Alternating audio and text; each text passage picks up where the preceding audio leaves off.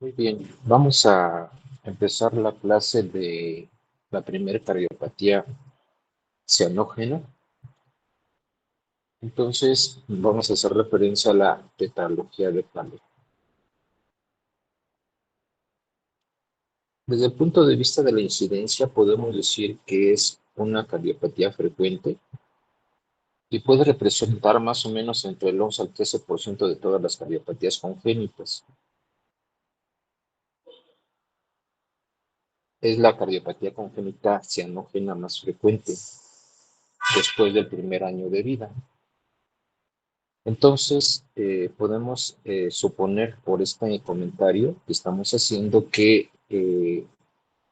los pacientes con tetralogía de Fallot pueden presentar los primeros meses de vida, como vamos a ver a continuación, sin presentar cianosis. Conforme se va incrementando la estenosis de la arteria pulmonar por la baja saturación de oxígeno, se va a hacer mucho más importante la cianosis en el paciente. Entonces, podemos decir que la cianosis más el soplo que se va a identificar en estos pacientes son la causa por la cual las cuidadoras primarias llevan al recién nacido a la consulta de pediatría.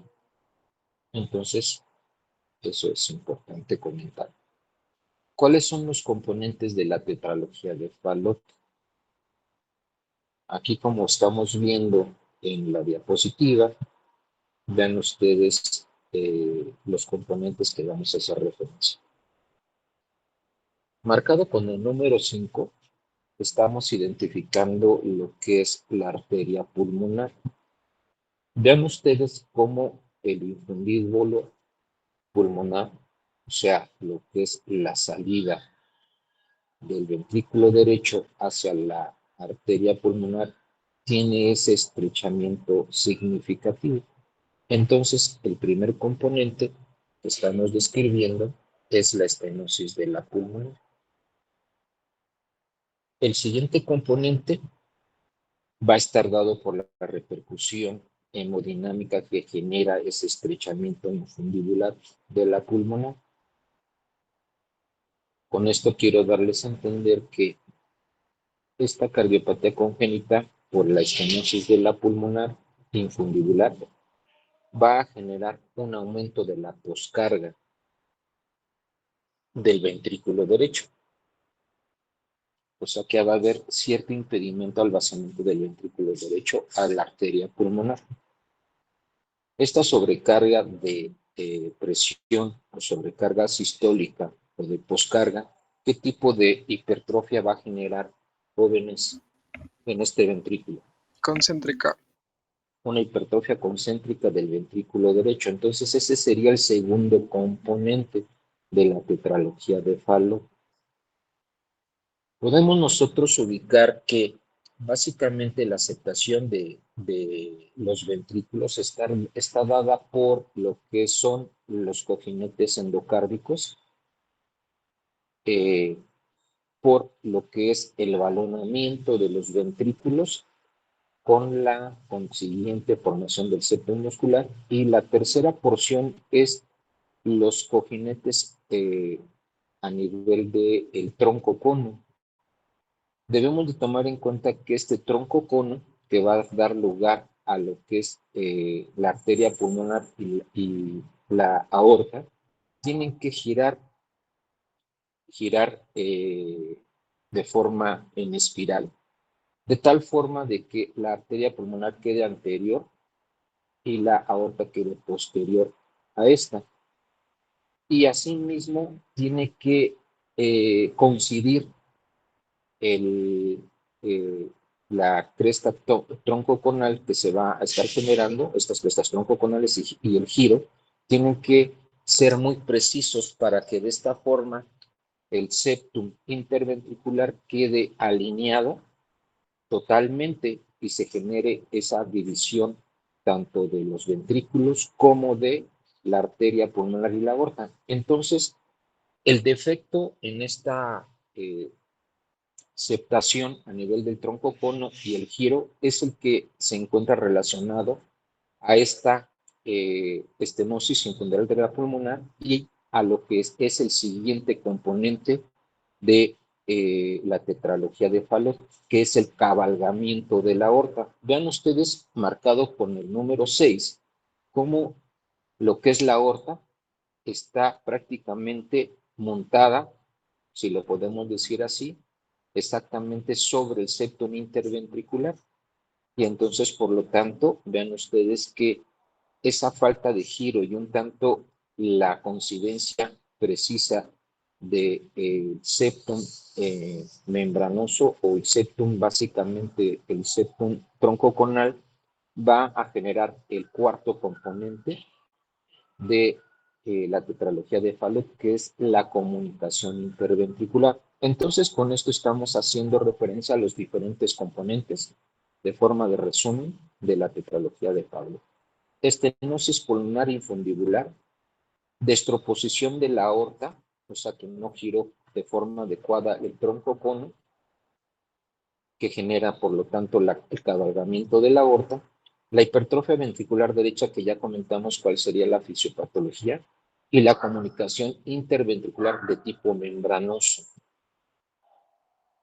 Este dibujo está súper genial y es para ejemplificar y dar a entender lo que hemos comentado de forma didáctica. Vean ustedes cómo el jinete está apretando lo que es la arteria pulmonar. Entonces, ese es el primer componente de la tetralogía de Fallot. Siguiente componente, vean ustedes el tacón de la bota, que habría referencia a la hipertrofia ventricular derecha. Por otro lado, vean ustedes que la aorta está cabalgando la comunicación interventricular. Y el cuarto componente, la comunicación interventricular. Entonces, de esta forma tenemos los componentes de la tetralogía de Fallot, por lo tanto, ya descritos. Aquí estamos haciendo referencia al esquema que ha caracterizado nuestras presentaciones de cardiopatías congénitas y podemos nosotros ubicar lo que es el corazón derecho y el corazón izquierdo. Entonces, como hemos ido ordenando las ideas en la tetralogía de Fallot, podemos hacer referencia en verde la presencia de los defectos, ¿no? Entonces ubiquemos el ventrículo derecho y vean ustedes a nivel de la arteria pulmonar ese estrechamiento que estamos haciendo referencia. Un estrechamiento a nivel infundibular de la pulmón, que va a generar, por lo tanto, un aumento de la poscarga del ventrículo del lado derecho. Podemos decir nosotros que normalmente las presiones interventriculares, pues podríamos decir que son prácticamente las mismas. Entonces debemos de tomar en cuenta que como hay un impedimento al vaciamiento del ventrículo derecho a la que es la arteria pulmonar, pues va a estar aumentada la poscarga y al momento de la sístole vamos a tener un cortocircuito, en este caso a través de la comunicación interventricular con paso de sangre del ventrículo derecho a lo que es el ventrículo izquierdo. Entonces vamos a tener, por lo tanto, una contaminación de sangre desoxigenada a una oxigenada presente en el ventrículo del lado izquierdo. Por lo tanto, vamos a tener un cortocircuito de derecha a izquierda. Entonces aquí podemos nosotros hacer referencia a que la tetralogía de Fallot es una cardiopatía congénita cianógena de flujo pulmonar disminuido, ¿están de acuerdo conmigo? Con un cortocircuito de derecha a izquierda. ¿Estamos de acuerdo?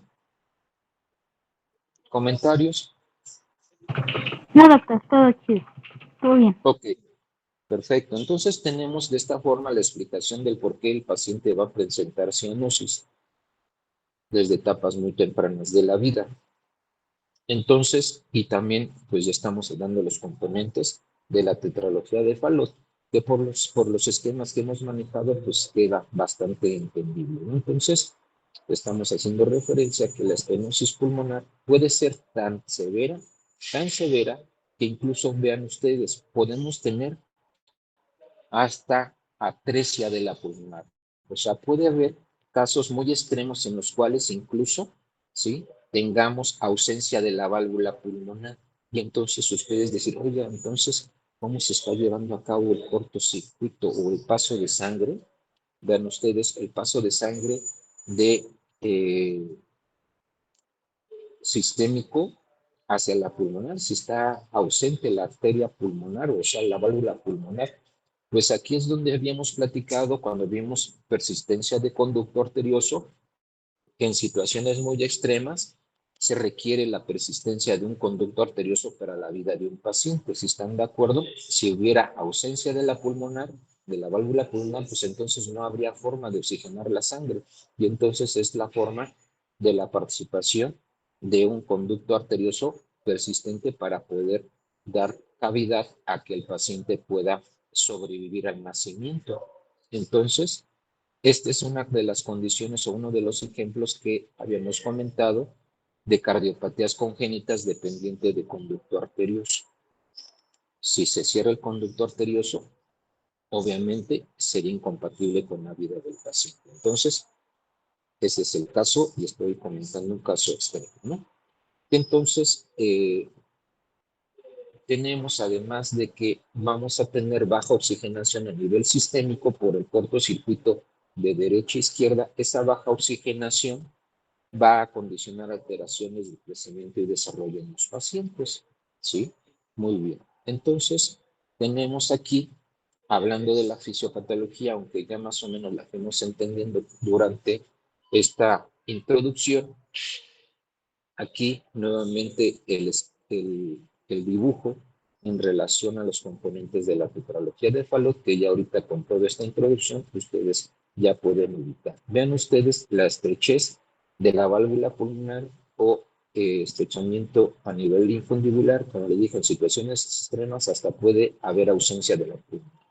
Siguiente, vean ustedes el engrosamiento tan importante de la pared ventricular del lado derecho que supera el grosor del ventrículo del lado izquierdo. Vean ustedes lo que es el cabalgamiento de la aorta, que está cabalgando el septo interventricular y específicamente también lo que es la comunicación interventricular, ¿sí? Y el cuarto componente que sería la comunicación interventricular. Entonces, aquí comentamos lo que estábamos haciendo referencia, ¿no? Ambos ventrículos tienen la misma presión, el flujo de derecha a izquierda va a depender del grado o de la severidad de la estenosis pulmonar. Entre más estrechamiento se presente en el infundíbulo o en la pulmonar, pues obviamente se va a favorecer el paso de sangre de derecha a izquierda, ¿sí? Y por otro lado, también obviamente va a ser dependiente también de lo que es las resistencias vasculares sistémicas. Si las resistencias vasculares sistémicas están sumamente incrementadas, ¿qué va a favorecerse? Que se limite el cortocircuito de derecha a izquierda, si están de acuerdo conmigo. Como ya les había comentado hace un momento, puede haber asociación de Fallot con persistencia de conducto arterioso.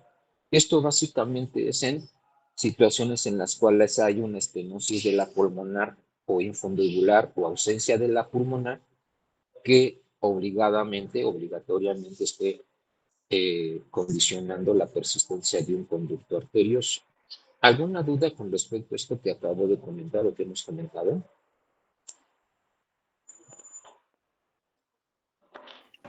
No.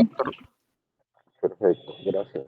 Bien, entonces aquí vamos a comentar el siguiente componente, lo que es la estenosis pulmonar. Generalmente es infundibular, como ya comentamos, y puede ser incluso a nivel valvular o mixta, o sea, puede estar afectado el tracto de salida e incluso la válvula pulmonar, ¿no? Y como habíamos comentado, puede haber incluso ausencia de la pulmonar. Y esto va a determinar el grado de cortocircuito de derecha a izquierda y asimismo la hipertrofia ventricular derecha. Entonces, por lo tanto, entre más estenosis, más cortocircuito de derecha a izquierda y también mayormente la hipertrofia ventricular del lado derecho, ¿no?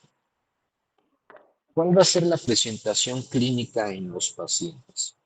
Va a haber un soplo sistólico rudo precordial a nivel del foco pulmonar y básicamente el soplo en la persistencia, el soplo en la tetralogía de Fallot se va a generar a nivel del infundíbulo pulmonar por el estrechamiento. Entonces va a borrar básicamente lo que es el soplo de la C y B. Entonces aquí en Fallot lo predominante es el soplo a nivel del foco pulmonar por el estrechamiento infundibular o valvular. Como ya les dije, la cianosis y un tanto el soplo que aparece en los pacientes recién nacidos es lo que hace llevar al paciente a consulta médica. En el caso de pacientes que tengan situaciones muy extremas de estenosis de la pulmonar, es obligado, como ya les comenté, la persistencia de conducto arterioso. Entonces, si estos pacientes cursan con una situación desfavorable de que se empieza a cerrar el conducto, pues entonces aquí lo que va a generar es mayor descompensación del paciente, generando una cianosis importante e incluso presentar datos de muerte en el paciente, ¿no? Entonces eso es un tanto caótico, ¿no? Como hemos comentado, es básicamente muy frecuente que el paciente pueda nacer sin cianosis y conforme van pasando los días, va a ir tomando esa coloración cianótica de su cuerpo, ¿no? Y esto básicamente porque la baja saturación tiene un efecto a nivel de la vasculatura pulmonar, ¿sí? Que es condicionar vasoconstricción. Entonces, nuestra circulación pulmonar es altamente dependiente de oxígeno. Si nosotros tenemos buena saturación de oxígeno, nuestras resistencias vasculares pulmonares van a estar normales. Conforme nosotros vamos teniendo baja saturación de oxígeno, pueden irse incrementando las resistencias vasculares pulmonares, que es lo que estamos comentando. Es por eso, en términos que voy a comentar, que se sale fuera de lo que estamos viendo, es lo que nosotros, por eso, a los pacientes que tienen enfermedad pulmonar obstructiva crónica, EPOC, o que tienen síndrome de apnea obstructiva del sueño, le prescribimos oxígeno suplementario para mejorar la saturación y disminuir la presión pulmonar. Entonces, aquí lo que estamos generando en los pacientes conforme va pasando sobre los días después de su nacimiento del Fallot y empieza a haber disminución de la saturación, se van incrementando las resistencias vasculares pulmonares y obviamente se va limitando el flujo pulmonar y por lo tanto el paciente va tomando cada día más una tonalidad violácea, ¿no? Al examen físico ven ustedes, los pacientes van a tener cianosis, van a tener hipocratismo digital, lo que son los dedos en palillo de tambor, ¿sí? ¿De acuerdo? Y vean ustedes esa tonalidad violácea de las mucosas a nivel de la cavidad oral, ¿sí? A nivel de la región precordial, podemos nosotros en los pacientes pequeñitos, como el tórax todavía es cartilaginoso, puede empezarse a identificar la presencia de deformación del tórax por esa hipertrofia ventricular derecha que se ha generado por la sobrecarga sistólica del ventrículo del lado derecho. Entonces podemos encontrar o palpar un latido paraesternal izquierdo bajo por la proximidad de este ventrículo derecho que está sumamente sobrecargado de presión. El soplo sistólico es exclusivo en foco pulmonar, ¿sí? Es de tipo rudo, áspero, y podemos identificar la presencia de un S2 único. Repasando, el S2 es el cierre de las válvulas sigmoideas. Entonces, si prácticamente tenemos ausencia de la pulmonar o no tenemos pulmonar o está muy estrecha, obviamente podemos identificar solamente el componente aórtico. Entonces puede ser el S2 y auscultarlo de forma única. Aquí les estoy presentando básicamente esas características de los soplos a nivel de lo que es las válvulas sigmoideas. Cuando hay estrechamientos, habitualmente son soplos romboidales, creciente decreciente, y en este caso son soplos sistólicos exclusivos en foco pulmonar, en este caso, y el segundo ruido va a ser único. Entonces vean ustedes, cierre de las válvulas auriculoventriculares, inicia la sístole, ¿no? El S1, cierre de las válvulas auriculoventriculares, y entonces empieza la sístole. Entonces es un soplo sistólico de tipo romboidal, ubicado en el foco pulmonar.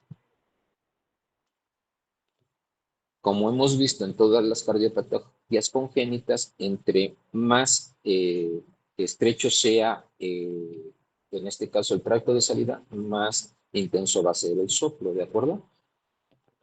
Las complicaciones que se pueden presentar en la tetralogía de Fallot es la llamada crisis hipóxica, que básicamente es una aparición o un aumento brusco, si ya estaba presente la cianosis en el paciente, y asimismo presencia de pálidas con disnea o pérdida de la conciencia. Habitualmente estas manifestaciones clínicas aparecen cuando el paciente se esfuerza.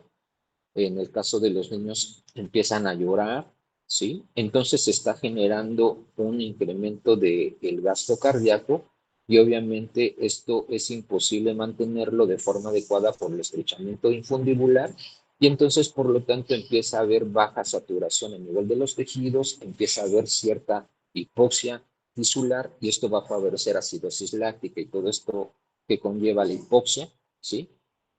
Y pueden llevar incluso a los pacientes a presentar crisis convulsivas, incluso puede comprometerse la vida del paciente.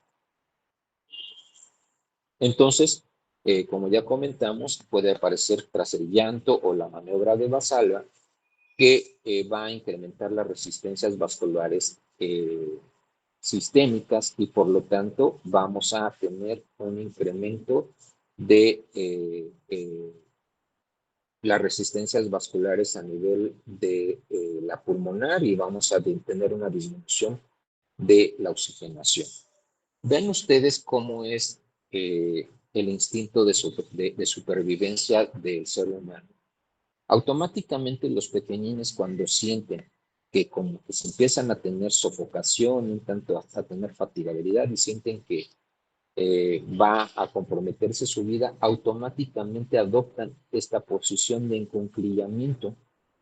Esta posición de encunclillamiento va a favorecer, por un lado, vean ustedes, que se incremente las resistencias vasculares sistémicas y mejore el retorno venoso, y favorezca el flujo a nivel de la pulmonar para oxigenarse. Y entonces, por lo tanto, debemos de tomar en cuenta que esta posición es defensiva, la utiliza el paciente con Fallot para evitar generar una crisis hipóxica, ¿sí? Entonces, en este caso, vamos a tomar en cuenta de que al favorecer esta situación, estamos aumentando las resistencias vasculares periféricas, y de esta forma mejora un tanto al momento el flujo a nivel pulmonar, y de esta forma la oxigenación. Entonces, en este caso, obviamente, como dice aquí, reduce el retorno venoso, pero en situaciones ya cuando la crisis hipóxica está presente, el hacer el encunclillamiento va a reducir un tanto el retorno de lo que es todos los productos ya de acidosis láctica, generando mayor daño en el paciente. Entonces, la disposición de encunclillamiento es previo a una crisis hipóxica, ¿no? Entonces, eso es lo que tenemos que tomar en cuenta. Radiológicamente, los pacientes que van a identificarse, como ya comentamos, nosotros vamos a tener predominio del corazón del lado derecho por la estenosis de la pulmonar. Esto va a generar, por lo tanto, un aspecto radiológico descrito comúnmente como una imagen en zapato sueco, o una forma de corazón en palo de golf, o también en forma de bota. Como tenemos baja flujo a nivel pulmonar, vamos a tener en el perfil del lado izquierdo, lo que es donde está la posición de la pulmonar puede estar cóncavo o excavado. Ahorita vamos a poner una imagen de esa situación de excavamiento de lo que es la pulmonar. Vamos a tener oligoemia pulmonar porque es una cardiopatía congénita de flujo pulmonar disminuido. Vean ustedes la comparativa aquí y ahí sobrepuesto lo que es el corazón en forma de bota o palo de golf que habíamos comentado en el caso de la tetralogía de Fallot. Y aquí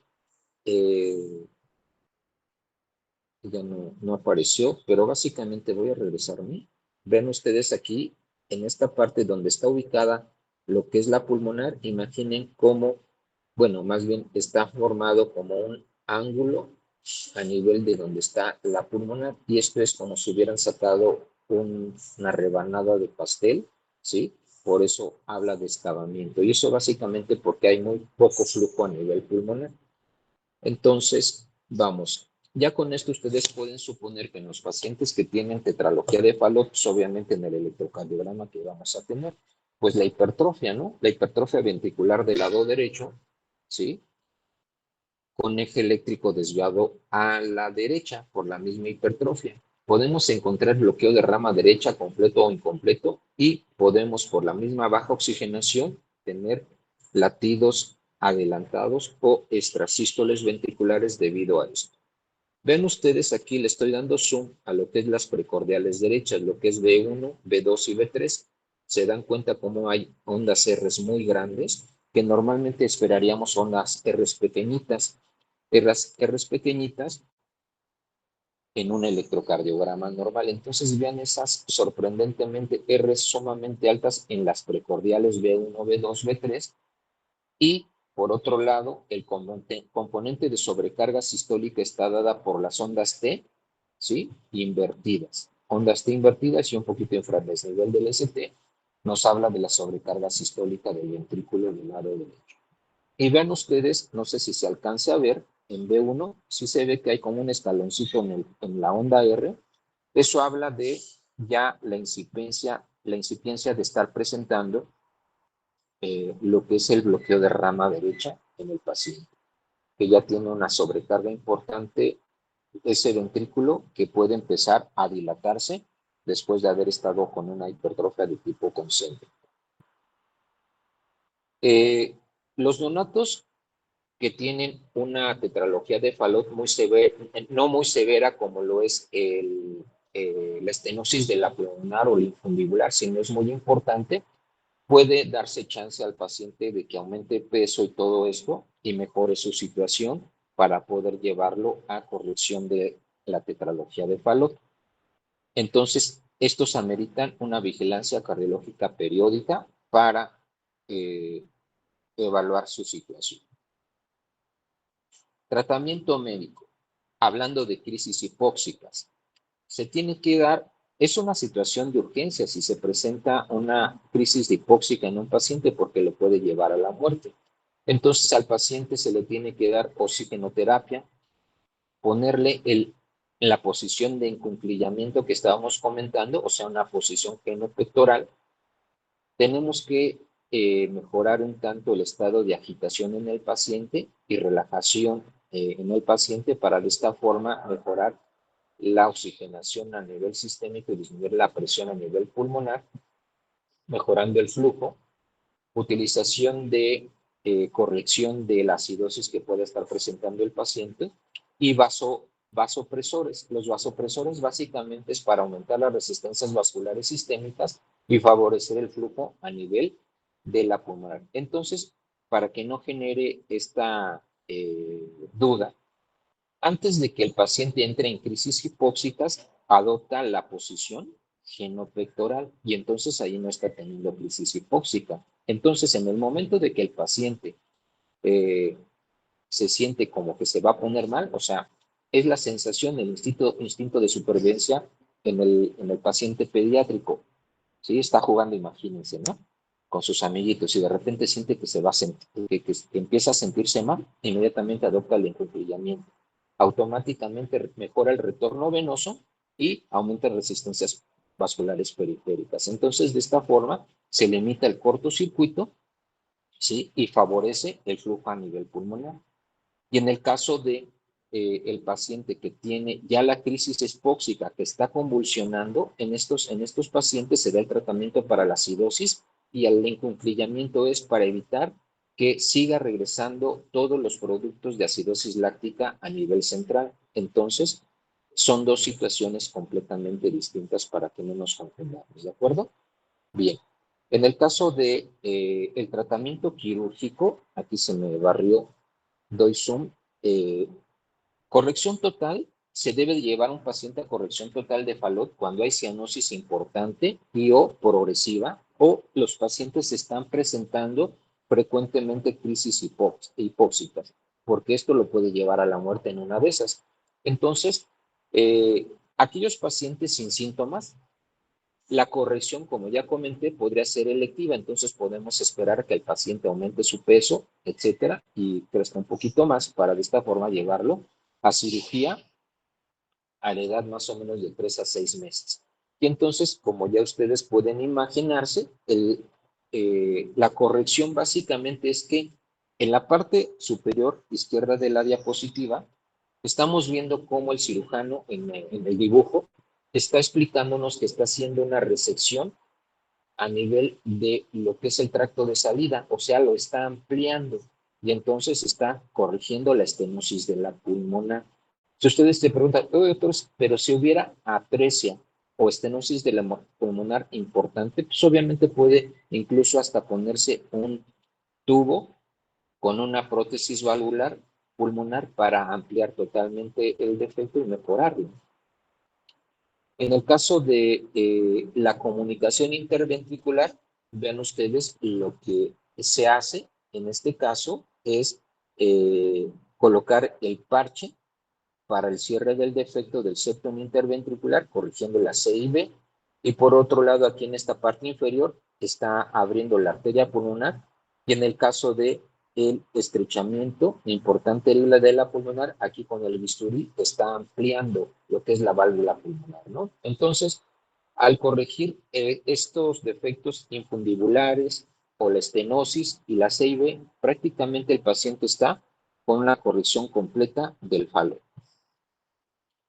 Dos médicos idearon esta idea como una cirugía paliativa antes de llevar al paciente a la corrección total. La doctora Helen Taussig y el doctor Blalock. Taussig era una cardiopediatra y Blalock era un cirujano cardiotorácico. Y entonces la doctora Helen Taussig dijo, bueno, si el problema en el caso del Fallot es que hay un estrechamiento importante de la pulmonar, entonces podríamos hacer una conexión de sistémico pulmonar, o sea, una fístula sistémico pulmonar, conectando, ella ideó junto con el doctor Blalo, lo que es la fístula sistémico pulmonar, que le llaman, llevaron sus nombres, Blalock-Taussig. Y esta fístula está representada en el esquema. El, el doctor Blalock conectaba la subclavia del lado derecho por medio de un tubo valvulado a lo que es el tronco de la arteria pulmonar y de esta forma se estaba generando, si ustedes están de acuerdo conmigo, una fístula sistémico pulmonar como si fuera una persistencia de conducto arterioso, vean ustedes. Entonces ellos idearon esto como una cirugía paliativa para la tetralogía de Fallot y quedaron inmortalizados con este procedimiento y eso logró llevar a los pacientes con Fallot que estaban confinados a muertes dentro de los primeros años de vida, ¿sí? O primeros meses de vida, a tener una sobrevida mayor. ¿Cuál es el objetivo? Doctor, Mande. entonces aquellos pacientes que tengan una pentalogía con, con persistencia del conducto arterioso, ya no se realizaría esta paliativa y sería en dado caso directamente a la total.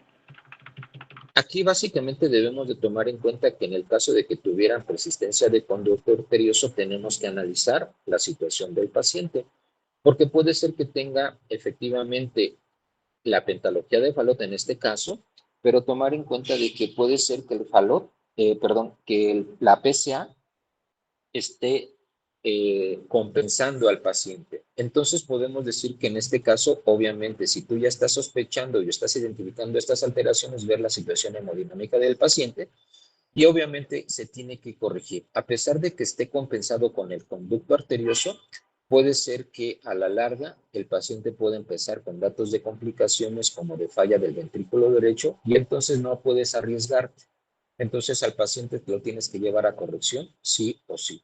Pero obviamente ya identificando que este paciente específicamente puede estar presentando la compensación por el conducto, pero este conducto no sabe si en algún momento puede empezarse a cerrar y descompensar a tu paciente. Entonces aquí básicamente la pauta de la corrección total siempre es bien vista y realizada, a pesar de que tener un conducto arterioso que esté compensando esta cardiopatía congénita.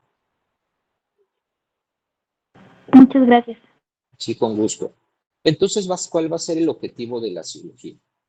Disminuir lo más posible la estenosis pulmonar, si están de acuerdo con lo que hemos revisado durante la clase. El cierre de la C y B y preservar la función del ventrículo derecho. Entonces, como estábamos comentando ahorita, podemos decir que si nosotros no corregimos el Fallot, a pesar de que tenga un conducto arterioso persistente y lo esté compensando, a la larga puede empezar con datos de falla del ventrículo del lado derecho. Entonces es importante hacer la corrección, sí o sí. Vean ustedes cómo con la corrección quirúrgica del Fallot se va a incrementar más del 85% la sobrevida de los pacientes hasta llegar a la edad adulta. ¿Qué pasa si nosotros no hacemos la corrección? Vean ustedes, 25 a 35% mueren de los Fallot dentro del primer año de vida. De entre el 40 al 50% mueren a la edad de 4 años. Vean ustedes, al 70% mueren a la edad de 10 años. Y el 95% de los Fallot van a estar muertos antes de los 40 años si no se les hizo la cirugía de corrección.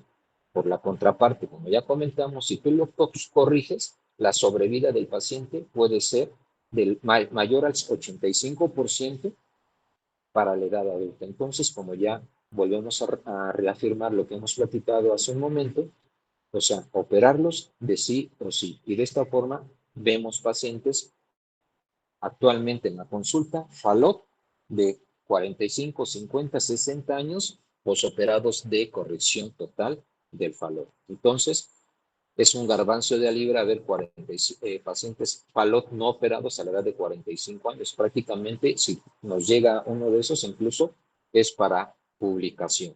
Paciente Fallot de 45 años, visto en la consulta externa de cardiología del Hospital General de México, pero obviamente ya va a tener una cianosis importante y va a tener, obviamente, ya datos de falla cardíaca del lado derecho, ¿no? Entonces, son garbanzos de a libra. ¿Alguna duda o comentario?